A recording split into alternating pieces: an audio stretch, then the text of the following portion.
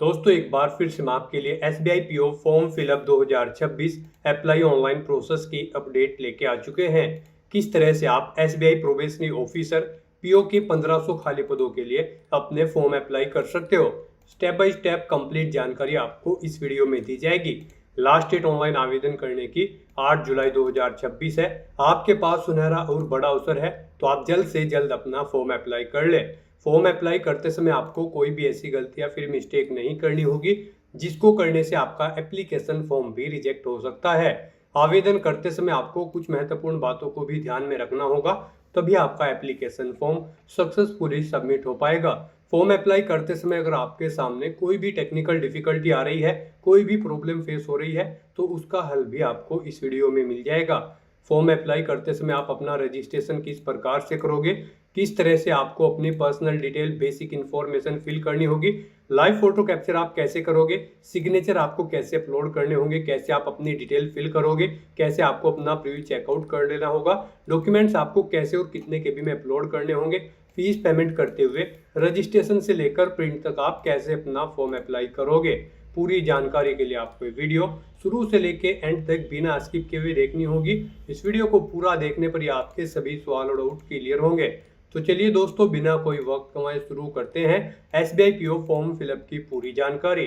Form भरने से पहले आपको सबसे पहले हमारी वेबसाइट IND सरकारी नौकरी के इस पेज पर विजिट करना होगा, जिसका लिंक आपको नीचे description plus first comment box में मिल जाएगा। और हमारे इस पेज पर विजिट करके आप यहां से SBI PO का फॉर्म अप्लाई कर सकते हो। स्टेट बैंक ऑफ इंडिया, भारतीय स्टेट बैंक, SBI की ओर से प्रोबेशनरी ऑफिसर PO के लिए 1500 वैकेंसीज निकाली गई है, जिसके लिए लास्ट डेट ऑनलाइन आवेदन करने की 8 जुलाई 2026 है। 48,480 सैलरी है। बैचलर डिग्री यानी कि ग्रेजुएशन से आप अप्लाई कर सकते हो। 21 से 30 वर्ष आयु सीमा है। जनरल OBC WS के लिए 750 रुपये फीस है। SC ST PH को फीस जमा नहीं करनी होगी। ऑनलाइन मोड से आप फीस पेमेंट करोगे। Phase 1 pre examination, phase 2 main examination, phase 3 psychometric test, group exercise और इंटरव्यू के आधार पर आपका सिलेक्शन होगा। ऑनलाइन अप्लाई कर सकते हो, ऑल इंडिया से अप्लाई कर सकते हो। SBI.co.in इसकी ऑफिशियल वेबसाइट है, जिससे आप फॉर्म अप्लाई कर सकते हो। इंपोर्टेंट लिंक सेक्शन के अंतर्गत ऑफिशियल नोटिफिकेशन PDF लिंक पर क्लिक करके आप इसकी PDF डाउनलोड कर सकते हो। इसमें आपको कंप्लीट डिटेल यहाँ पर देखने को मिल जाएगी। जैसे कि सबसे पहले आप यहाँ पर इंपॉर्टेंट डेट चेकआउट कर ले, एग्जामिनेशन का पूरा शेड्यूल, कैटेगरी वाइज आपको यहाँ पर वैकेंसीज की डिटेल दे दी गई है। साथ ही साथ यहाँ पर आपको आवेदन करने की डेट दे दी गई, फीस पेमेंट की डेट आपको यहाँ पर दे दी गई है। एलिजिबिलिटी क्राइटेरिया के अंतर्गत एज लिमिट और एज रिलैक्सेशन की जानकारी आपको यहाँ पर प्रोवाइड करा दी गई है। क्वालिफिकेशन भी आप यहाँ से चेकआउट कर ले, फीस पेमेंट की इंफॉर्मेशन, एग्जामिनेशन पैटर्न आपको यहाँ पर प्री एग्जामिनेशन के लिए और मेन एग्जाम के लिए यहाँ पर डिटेल में दे दिया गया है।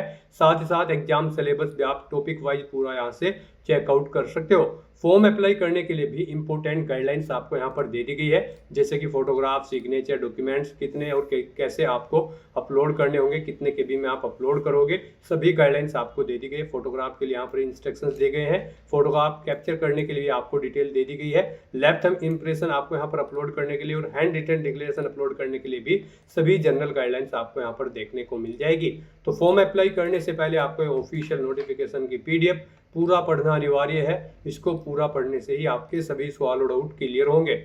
PDF रीड आउट करने के बाद में आपको अप्लाई ऑनलाइन के इस लिंक पर क्लिक करना होगा, तो आपके सामने ऑनलाइन आवेदन करने का ये ऑफिशियल पोर्टल ओपन हो जाएगा। गाइस, यहाँ पर अगर आपने पहले से रजिस्ट्रेशन कर रखा है तो आपको login for already registered candidate की स्टेप पर क्लिक करना है। उसके बाद आपके सामने लॉगिन का ये पॉपअप शो होगा। इसमें आपको अपना रजिस्ट्रेशन नंबर एंटर करना है, अपना पासवर्ड आपको एंटर करना है, ये कैप्चा कोड यहाँ पर एंटर करना है और उसके बाद सबमिट के इस टैब पर क्लिक करते हुए आपको लॉगिन करके अपना फॉर्म अप्लाई कर लेना है। और अगर आप इस भर्ती के लिए फर्स्ट टाइम अप्लाई करने जा रहे हो तो सबसे पहले यहाँ पर आपको अपना रजिस्ट्रेशन करना होगा। उसके लिए आपको click here for new registration की टैब दी गई है, आप इस पर क्लिक करें। आपके सामने यहाँ पर रजिस्ट्रेशन का फॉर्म ओपन हो जाएगा। इसमें आपको अपनी बेसिक इन्फॉर्मेशन देते हुए रजिस्ट्रेशन करना है। सबसे पहले यहाँ पर आपको अपना फर्स्ट नेम एंटर करना है, उसे कन्फर्म कर लेना है। मिडिल नेम और लास्ट नेम है तो वो आप एंटर कर दें और कन्फर्म कर लें, नहीं है तो इन कॉलम्स को आप खाली छोड़ सकते हैं। उसके बाद गाइज आपको यहाँ पर अपना मोबाइल नंबर एंटर करना है, उसे एक बार फिर से री एंटर करके कंफर्म कर लेना है। कोई अल्टरनेट मोबाइल नंबर है तो वो आप एंटर कर दे, नहीं है तो इस कॉलम को खाली छोड़ दे। फिर यहाँ पर आपको अपनी ईमेल आईडी एंटर करनी है। यहाँ पर आप अपनी ईमेल आईडी एंटर करें। ईमेल आईडी के शुरू के कैरेक्टर यहाँ पर आपको एंटर करने हैं, फिर डोमेन यहाँ से आपको सेलेक्ट कर लेना है। उसके बाद आपको अपनी कंप्लीट ईमेल आईडी यहाँ पर टाइप करनी है, फिर ये कैप्चा कोड यहाँ पर एंटर करना है और उसके बाद सेव एंड नेक्स्ट के इस ऑप्शन पर क्लिक करना है। इस तरह से यहाँ पर आपका रजिस्ट्रेशन कंप्लीट हो जाएगा। आपको एक रजिस्ट्रेशन नंबर और पासवर्ड यहाँ पर प्रोवाइड कर दिया गया है। ये रजिस्ट्रेशन नंबर और पासवर्ड आपके रजिस्टर्ड मोबाइल नंबर और ईमेल आईडी पर भी सबमिट कर दी गई हैं। आपको इन्हें केयरफुली नोट डाउन करके रख लेना है फ्यूचर यूज के लिए। और गाइस, यहाँ पर अब आपको अपना मोबाइल नंबर और ईमेल आईडी वेरीफाई करनी है। उसके लिए आपको पहले ये कैप्चा कोड यहाँ पर एंटर करना है। उसके बाद आपको सेंड ओटीपी के ऑप्शन पर क्लिक करना है। फिर आपके मोबाइल नंबर पर एक ओटीपी आएगा, वो ओटीपी आपको यहाँ पर एंटर करके अपना मोबाइल नंबर वेरीफाई कर लेना है। उसके बाद आपको फिर दोबारा से ये कैप्चा कोड यहाँ पर एंटर करना होगा और फिर सेंड ओटीपी के सेकंड ऑप्शन पर क्लिक करना है। फिर आपकी ईमेल आईडी पर एक ओटीपी आएगा, वो ओटीपी भी आपको यहाँ पर एंटर करके अपनी ईमेल आईडी को भी वेरीफाई कर लेना है।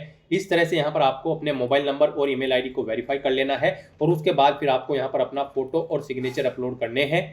यहाँ पर आपको अपना पासपोर्ट साइज फोटो अपलोड करना है। फिर यहाँ पर आपको अपना लाइव फोटो कैप्चर करना है अपने वेब कैमरा या फिर मोबाइल फ़ोन के थ्रू और उसके बाद गाइड फिर आपको यहाँ पर अपने सिग्नेचर अपलोड करने हैं। इन्हें अपलोड करने के लिए आपको गाइडलाइन दी गई है।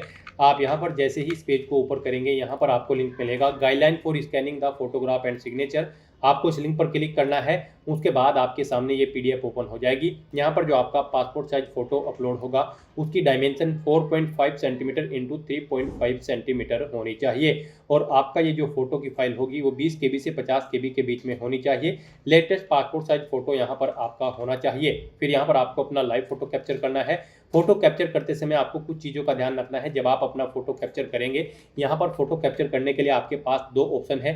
आप यहाँ पर कैप्चर फोटो के इस ऑप्शन पर क्लिक करके अपने वेब कैमरा के थ्रू अपना लाइव फोटो कैप्चर कर सकते हो और अगर आपके पास वेब कैमरा नहीं है तो फिर आप यहाँ पर क्लिक हियर टू स्कैन के इस ऑप्शन पर क्लिक करेंगे। ये क्यूआर कोड आपको शो होगा। आप इसे अपने मोबाइल के किसी भी क्यूआर कोड ऐप रीडर से स्कैन करें। आपके मोबाइल पर एक लिंक जाएगा जिस पर क्लिक करते हुए यहाँ पर आपको अपने मोबाइल फोन से अपना लाइव फोटो कैप्चर कर लेना होगा। लाइव फोटो कैप्चर करते समय आपको कुछ चीज़ों का ध्यान रखना है, जैसे कि जब आप अपना फोटो कैप्चर करेंगे तो उस स्थान पर प्रॉपर वे में लाइट होनी चाहिए। सिंपल प्लेन बैकग्राउंड आपका होना चाहिए जिस स्थान पर आप अपना फोटो कैप्चर कर रहे हैं। फोटो कैप्चर करते समय आपको अपने चेहरे पर कोई मास्क नहीं लगाना है, कानों में ईयरफोन्स वगैरह नहीं लगाने हैं, चेहरे पर कोई चश्मा वगैरह नहीं पहनना है। तो इन चीज़ों का ध्यान रखते हुए यहाँ पर आपको अपना लाइव फोटो कैप्चर करना है।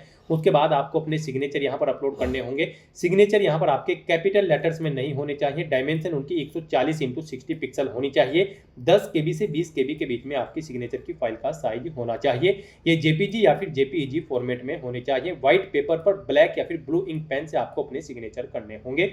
ये आपके जेपीजी या फिर जेपीईजी फॉर्मेट में होने चाहिए। फोटो भी यहाँ पर जो आप अपलोड करेंगे वो जेपीजी या फिर जेपीईजी फॉर्मेट में होना चाहिए। तो यहाँ पर आपको अपना पासपोर्ट साइज फोटो अपलोड करने के लिए ब्राउज के इस ऑप्शन पर क्लिक करना है, फाइल को सेलेक्ट कर लेना है और यहाँ पर अपना पासपोर्ट साइज फोटो अपलोड कर देना है। उसके बाद यहाँ पर आपको अपना लाइव फोटो कैप्चर करना है अपने वेब कैमरा या फिर मोबाइल फ़ोन के थ्रू।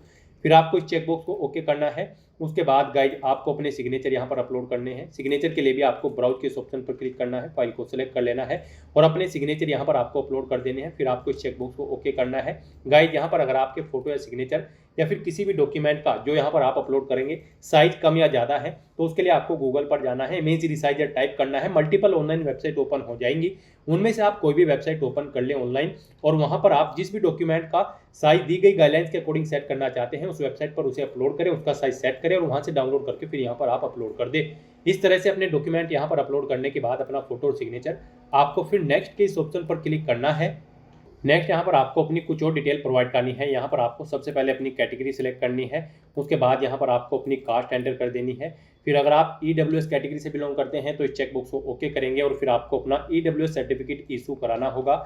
यहाँ पर OBC NCL कैंडिडेट हैं तो उसका सर्टिफिकेट भी आपको यहाँ पर इशू कराना होगा। जब आप यहाँ पर इंटरव्यू के दौरान जाएंगे तो आपको वहाँ पर अपना ये सर्टिफिकेट शो करने होंगे। अगर आप EWS या फिर OBC कैटेगरी में आते हैं, नहीं आते हैं तो ये आपको ऑटोमेटिकली डिसेबल्ड मिलेंगे। उसके बाद आपसे पूछा गया है कि क्या आप PWBD कैंडिडेट है और आपकी डिसेबिलिटी 40% से अबव है। अगर है तो आप येस करेंगे, डिसेबिलिटी का टाइप सेलेक्ट करेंगे, उसकी परसेंटेज देंगे। यहाँ पर आपको अपनी डिसेबिलिटी की डिटेल देनी होगी। अगर आप PWBD कैंडिडेट होंगे और नहीं है तो आप सिंपली नो ऑप्शन सेलेक्ट कर लेंगे। फिर आपको ये आगे की डिटेल प्रोवाइड नहीं करानी है। इस तरह से यहाँ पर आपको अपनी डिटेल देनी है। उसके बाद आपसे पूछा गया कि क्या आप person with specified disability cover करना चाहते हैं under the definition of section 2S के। अगर चाहते हैं तो येस करें, और नहीं तो आप नो ऑप्शन सेलेक्ट करें। यस करेंगे तो फिर आपको इसकी डिटेल यहाँ पर प्रोवाइड करनी होगी। उसके बाद आपको यहाँ पर अपना रिलीजन सेलेक्ट कर लेना है। फिर आपसे पूछा गया कि क्या आप माइनॉरिटी कम्युनिटी के अंतर्गत आते हैं, अगर आते हैं तो यस करेंगे, नहीं तो नो ऑप्शन सेलेक्ट करेंगे। आप एक्स सर्विस मैन हैं तो यस करें और फिर यहाँ पर अपनी सर्विस के पीरियड मंथ्स में एंटर करें, नहीं है तो नो ऑप्शन आप सेलेक्ट कर लें। उसके बाद आपसे पूछा गया है आप इससे पहले state bank of India PO exam में कितनी बार पार्टिसिपेट किए हैं।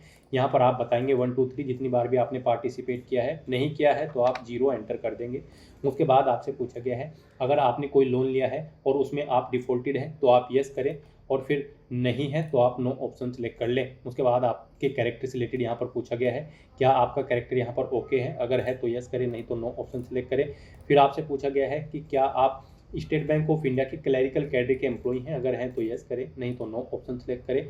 आप स्टेट बैंक ऑफ इंडिया में ऑफिसर कैडर पर कार्यरत हैं, अगर हैं तो यस करें, नहीं तो नो ऑप्शन सेलेक्ट करें। फिर आपसे पूछा गया कि क्या आप स्टेट बैंक ऑफ इंडिया के क्लैरिकल कैडर के एक्स एम्प्लॉय हैं और आप रिजाइन कर चुके हैं, तो यहाँ पर अगर हैं तो आप यस करेंगे, नहीं तो नो ऑप्शन सेलेक्ट करेंगे।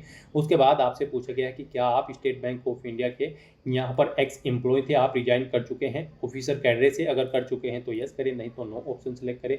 यहाँ पर अगर आप स्टेट बैंक ऑफ इंडिया के ऑफिसर कैडर के एक्स एम्प्लॉय हैं तो फिर आपसे पूछा गया है कि क्या आप एलिजिबल हैं यहाँ पर इस भर्ती में अप्लाई करने के लिए, आप ये इंश्योर करते हैं, तो यहाँ पर आप यस या नो ऑप्शन सेलेक्ट करेंगे। और यहाँ पर अगर आप ऑफिसर कैडर के एक्स एम्प्लॉय नहीं थे तो आप सिंपली नो ऑप्शन सेलेक्ट करेंगे, फिर ये ऑप्शन भी आपको डिसेबल कर दिया जाएगा।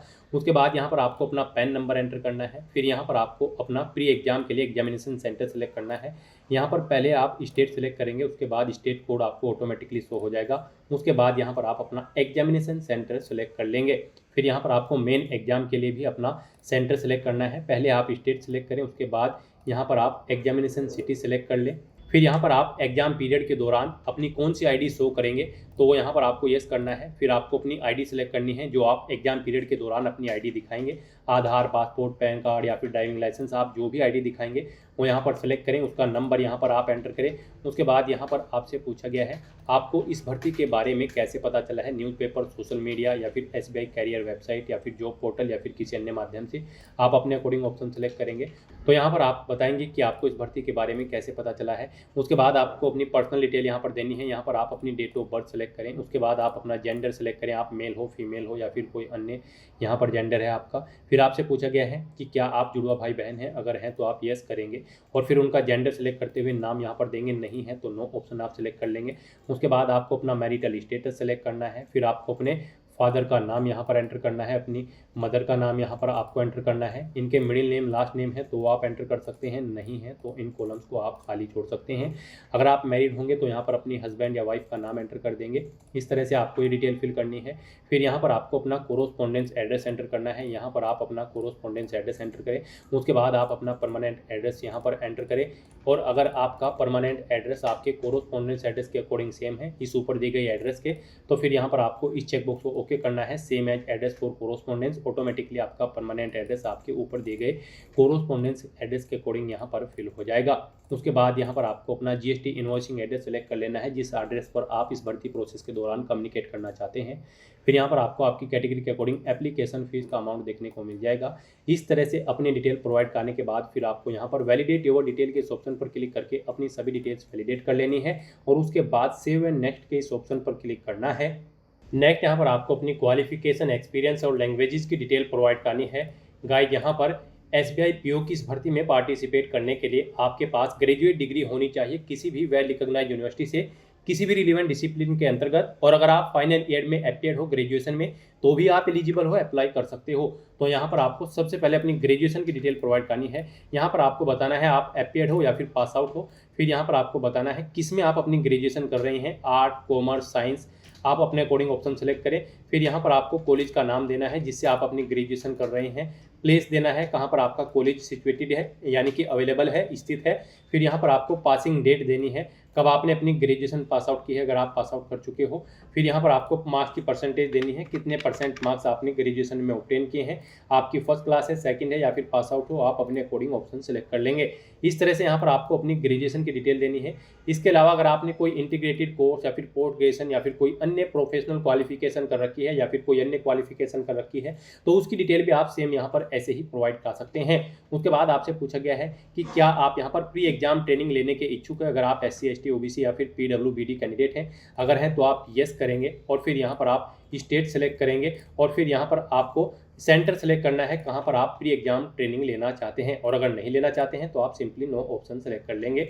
उसके बाद यहाँ पर आपको अपनी लैंग्वेजेस की डिटेल प्रोवाइड करनी है। यहाँ पर आपको कम से कम हिंदी लैंग्वेज रीड राइट और स्पीक आनी जरूरी है, तो यहाँ पर आप इसे तीनों ऑप्शन इनेबल करेंगे हिंदी के। उसके बाद आप जो भी लैंग्वेज जानते हैं उसकी डिटेल सेम ऐसे ही यहाँ पर प्रोवाइड कर सकते हैं। इस तरह से यहाँ पर अपनी क्वालिफिकेशन, एक्सपीरियंस और लैंग्वेजेस की डिटेल प्रोवाइड करने के बाद फिर आपको वैलिडेट योर डिटेल के इस ऑप्शन पर क्लिक करके अपनी ये सभी डिटेल्स वैलिडेट कर लेनी है और उसके बाद सेव एंड नेक्स्ट के इस ऑप्शन पर क्लिक करना है। फिर यहाँ पर आपने पीछे अब तक जो डिटेल प्रोवाइड कराई है उसका पूरा प्रीव्यू आपको शो कर दिया गया है। आपको सभी डिटेल्स केयरफुली चेकआउट करनी है, पेज को नीचे स्क्रॉल करना है, डिक्लेरेशन सेक्शन में आना है, आई एग्री के चेकबॉक्स को ओके करना है। फिर यहाँ पर आपसे पूछा गया है आपने जो अपना नाम यहाँ पर फॉर्म में फिल किया है वो एग्जैक्टली मैच करता है आपके ID प्रूफ से, तो आप इस चेकबॉक्स को ओके कर देंगे और अगर चेंज है तो यहाँ पर आप इस सेकंड चेकबॉक्स को ओके करेंगे। इस तरह से अपने डिटेल प्रोवाइड करने के बाद फिर आपको यहाँ पर कंप्लीट रजिस्ट्रेशन के इस ऑप्शन पर क्लिक करना है। नेक्स्ट यहाँ पर आपको अपने डॉक्यूमेंट अपलोड करने हैं। यहाँ पर आपको अपना लेफ्ट थंब इंप्रेशन और hand written declaration document upload करना है। इनके लिए भी आपको गाइडलाइन दी गई है। आप यहाँ पर गाइडलाइन फॉर डॉक्यूमेंट अपलोड के इस लिंक पर क्लिक करेंगे, आपके सामने यही PDF ओपन होगी जो फोटो अपलोड करते हुए हुई थी। यहाँ पर आप चेकआउट कर सकते हो। आपका लेफ्ट हैंड थंब इंप्रेशन जो है वो 240 × 240 पिक्सल में होना चाहिए। यहाँ पर आपको एक व्हाइट पेपर पर ब्लैक या फिर ब्लू इंक से अपना थंब इंप्रेशन करना है और यहाँ पर फाइल का साइज आपकी 20 KB से 50 KB के बीच में होना चाहिए, JPG या फिर JPEG फॉर्मेट में होना चाहिए। उसके बाद गाइड आपको यहाँ पर अपना hand written declaration document upload करना है। इसके लिए भी आपको गाइडलाइन दी गई है। आपका ये डॉक्यूमेंट JPG या फिर JPEG फॉर्मेट में होनी चाहिए। यहाँ पर इसकी डायमेंशन 800 × 400 पिक्सल होनी चाहिए। 50 KB से 100 KB के बीच में यहाँ पर आपका ये डॉक्यूमेंट होना चाहिए और ये कैपिटल लेटर्स में आपको नहीं लिखना है, स्मॉल लेटर्स में आपका ये डॉक्यूमेंट होना चाहिए। तो अपने डॉक्यूमेंट्स को अपलोड करने के लिए गाइड आपको यहाँ पर चूज फाइल के ऑप्शन पर क्लिक करना है, फाइल को सिलेक्ट कर लेना है और 1 बाय 1 करके अपना लेफ्ट थंब इंप्रेशन और हैंड रिटन डिक्लेरेशन डॉक्यूमेंट यहाँ पर अपलोड कर देना है। उसके बाद आपको ये कैप्चा कोड यहाँ पर एंटर करना है और फिर सेव एंड नेक्स्ट के इस ऑप्शन पर क्लिक करना है। इस तरह से यहाँ पर आपका एप्लीकेशन फॉर्म सक्सेसफुली सबमिट हो जाएगा। अगर आप रिजर्व कैटेगरी से बिलोंग करते हैं और अगर आप जनरल OBC या फिर EWS कैटेगरी कैंडिडेट हैं तो पहले यहाँ पर आपको एप्लीकेशन फीस जमा करानी होगी 700 रुपये, जो कि आप debit card, credit card, net banking या फिर UPI के माध्यम से जमा करा सकते हो। UPI आपके लिए बेस्ट ऑप्शन रहेगा। आप UPI का ऑप्शन यूज करते हुए अपना फीस पेमेंट कर दें। उसके बाद यहाँ पर अनरिजर्व कैटेगरी कैंडिडेट का भी फॉर्म सबमिट हो जाएगा, उनके सामने भी इसी तरह से इंटरफेस ओपन हो जाएगा। तो यहाँ पर अब आपका फॉर्म सबमिट हो चुका है। अब आपको प्रिंट एप्लीकेशन के इस ऑप्शन पर क्लिक करते हुए अपने एप्लीकेशन फॉर्म का एक हार्ड कॉपी या फिर सॉफ्ट कॉपी प्रिंट आउट ले लेना है फ्यूचर यूज के लिए, फ्यूचर रेफरेंस के लिए। तो दोस्तों ऐसे आप SBI PO की इस भर्ती के लिए अपने फॉर्म अप्लाई कर सकते हो बिना कोई मिस्टेक किए हुए। आज की इस वीडियो में बस इतना ही। आई होप ये वीडियो आपको पसंद आई होगी। अगर पसंद आई हो तो इसे लाइक और शेयर करें, चैनल पर नए हो तो इसे सब्सक्राइब कर लें। Thanks for watching.